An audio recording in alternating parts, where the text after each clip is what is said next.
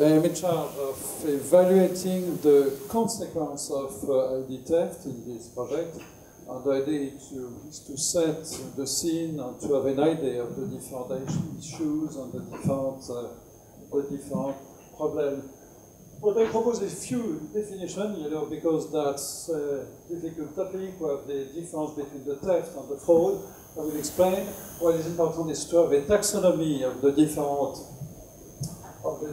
ID documents, a taxonomy of the different theft consequence, the cyber world, because we need to consider both the physical and the cyber world, victim country.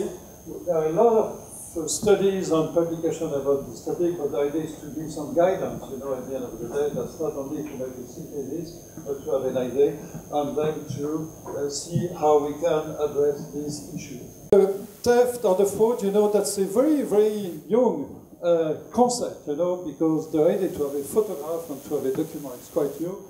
If you look at the history, beginning of the 20th century in the US, the US wanted the citizens to have a passport, when they came back to their country, and the same for other citizens, to make sure that we have a person and you knew the person, we could make the correspondence between the person and his document.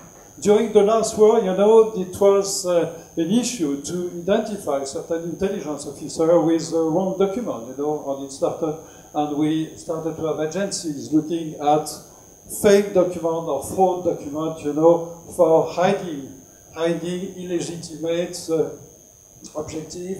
And it was the same during the Soviet period, intelligence officer in different countries, having fake identities.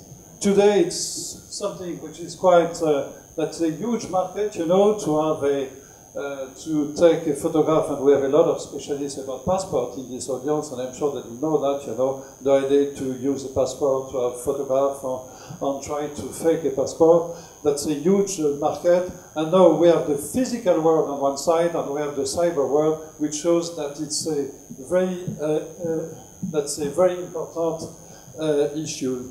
I like this slide, which was shown at the Frontex conference 3 months ago. That's quite interesting in 3 years, you see the difference.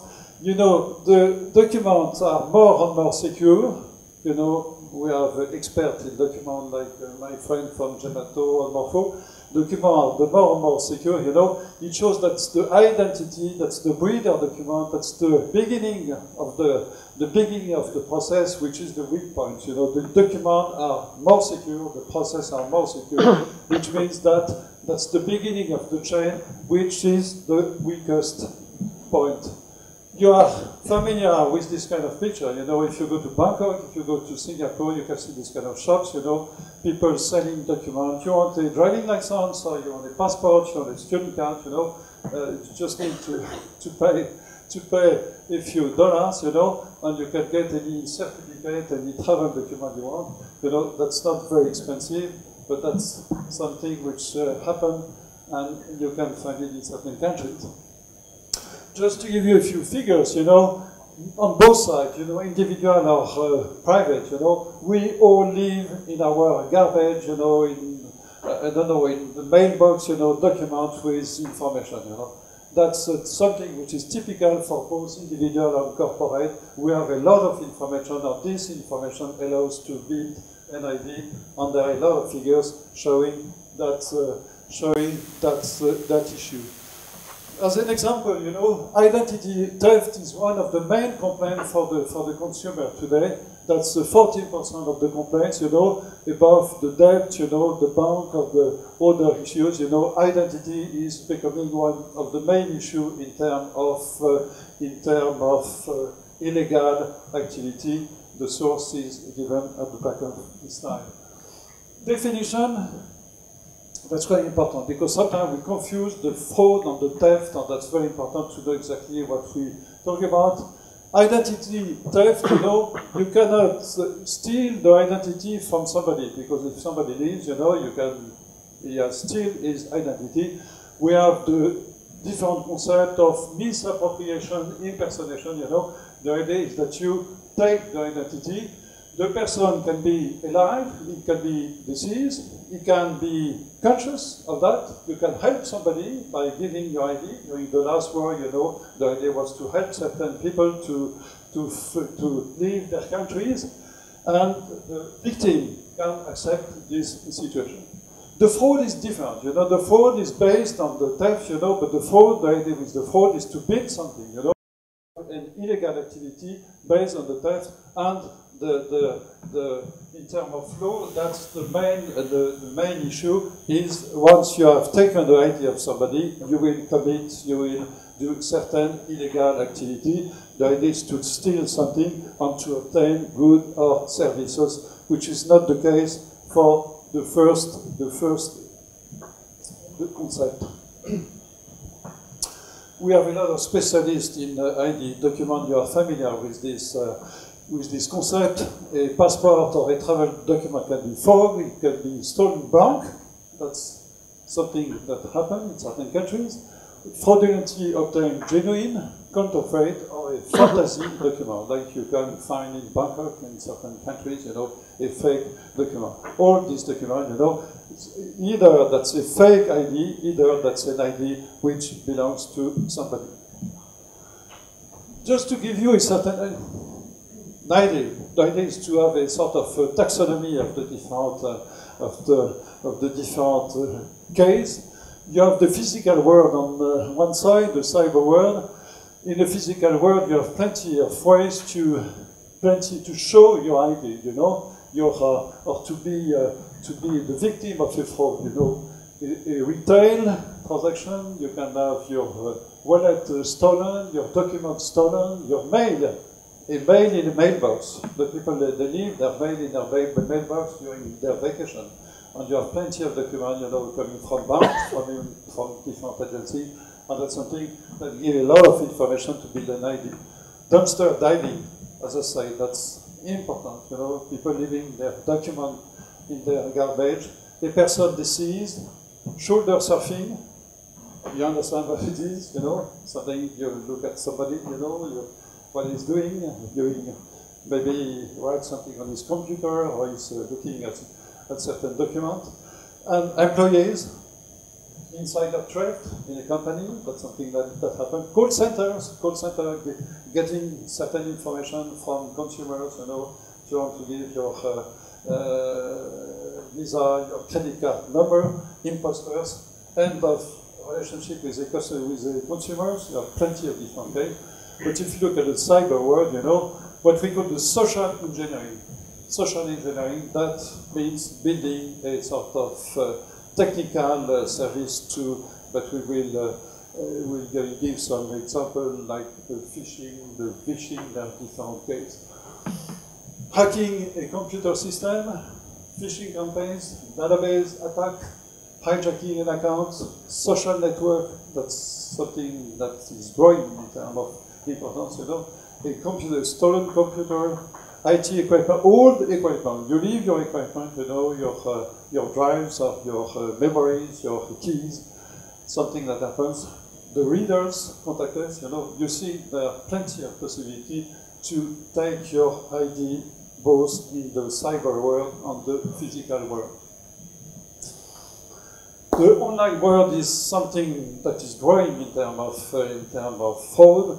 You know, you don't have face-to-face, that's by definition, that's the idea of the cyber world, you know. We have different steps, the user, the equipment, the ISP, the service provider, you know. You see each step can be a weak link in the process to get something, a service, or to get an information online. I've got this information, yes, from a EU publication, you know. You see that's today we have this growing market of computers and smartphone. And smartphone is growing in terms of importance, you know, to get access to secure services online. As we said, we have different IDs. That was a house presentation. My ID, that's my ID with my bond, that's ID with my deCouessin, but we have plenty of data that that are linked to somebody. I have my, in terms of digital world, I have my IP address, my username, my login, the password, the current account data, social network.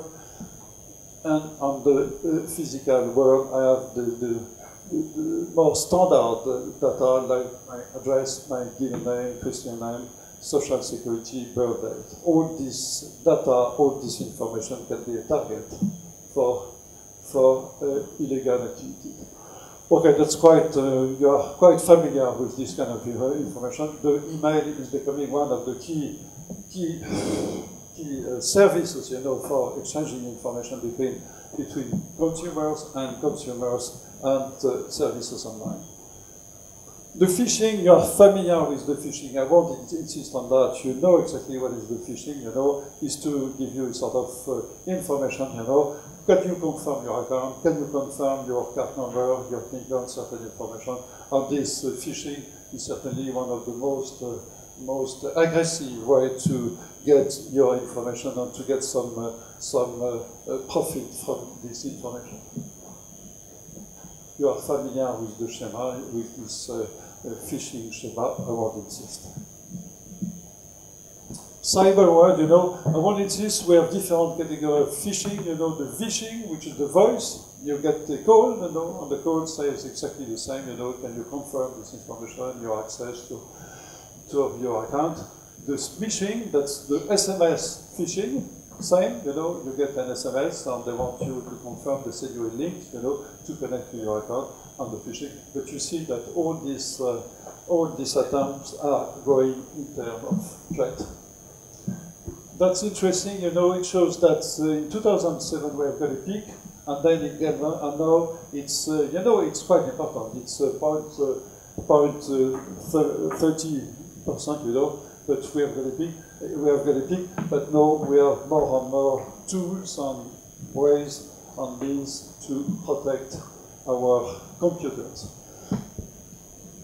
The IT fraud process is something quite standard. You know, you have a victim, you get a birth certificate, you get some information that will allow to get a driving license, a passport, an ID card, and different things, and then you start a new life, you know. But you see employment, you get a credit card, bank account, security facilities, computer system, and then you have a profit on one side. But we know that many activities are linked to terrorism and illegal activities. But the process is, the beginning is to start with a few data, and then you build your ID.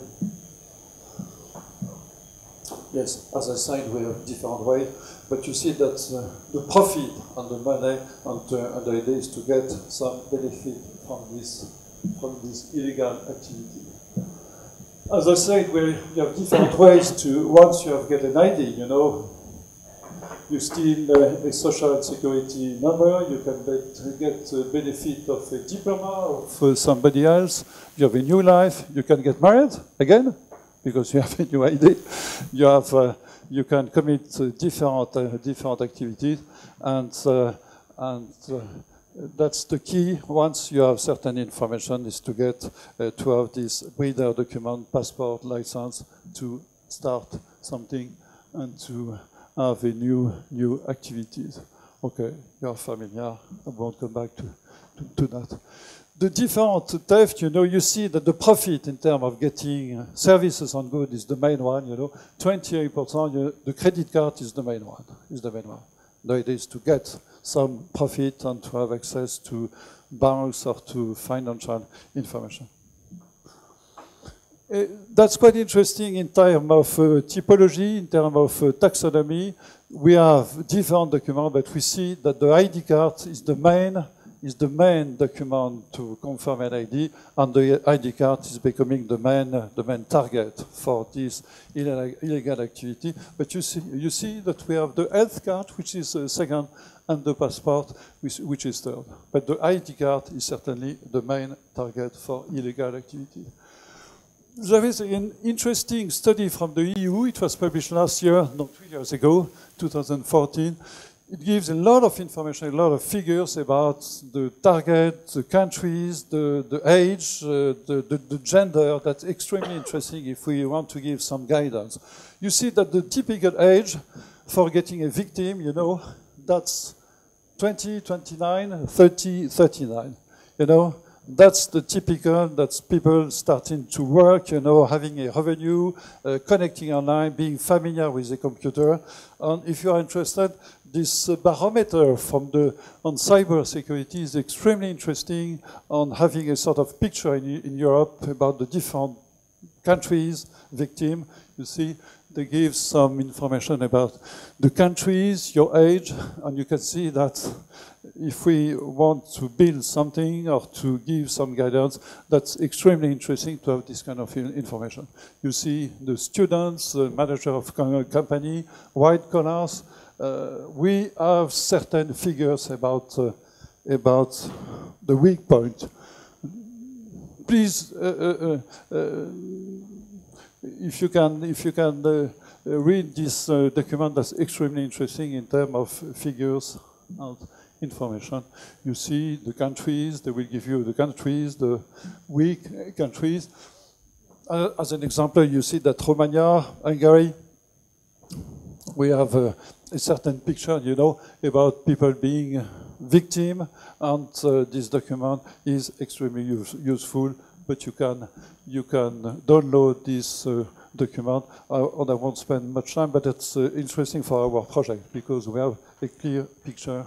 You see, we have plenty of information, but I won't spend too much time. You see, certain countries where the people are very educated, like Netherlands, you know, have been the victim of phishing, but they have means to meet this attack, whereas in certain countries, you know, the people are not that equipped against illegal activities. As I said, the legal aspect, the legal framework is something we need to discuss during this project, you know. As I said, the theft is very misleading, and the countries have difficulties, you know, to make the difference between the theft and the fraud. And the legal framework is currently changing to meet this threat. As an example, EU is quite strong compared to the US and Canada. We have legislation. We have a certain. We are quite conscious to put our information online, which is different in certain countries. We have a certain use to face-to-face contact, but we know that due to cyber ID and cyber activities, you know, this is going to change, and the cyber world is taking the step, you know, is more important in terms of consumer to service relationship, and it is going to be a weak point. Just to give you an idea, in certain countries, the legal framework is changing. The US has, that's quite interesting. They insist on the means of identification, you know. That's not the theft, that's the fraud. You use a document to do something, and we have the same context in Europe and the EOCD countries, the same in France, because we have a new law. You know, the idea is to take the ID and to do something, and we have a fine and a legal case for doing that.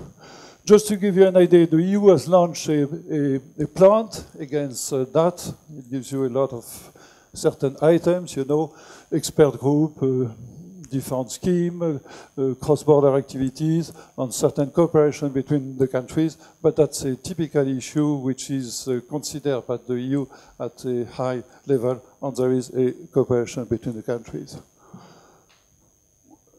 That's the end of my presentation. That's another point that we will assess during this project. Stefan mentioned the theft, the database theft of theft document. We have another point to assess within this project. That's the idea of an EU PKD. you know that we have the ICAO PKD, which is to confirm that the document was delivered by a country. There is an interesting topic to discuss within the EU. That's the EU PKD. The idea is to confirm that an idea was delivered either by a government, either by an industry, but that's an interesting topic to exchange or to discuss between, if you are interested in this topic, but that's something that we need to investigate in this project. Okay, that's the end, and if you have any question, please feel free to ask.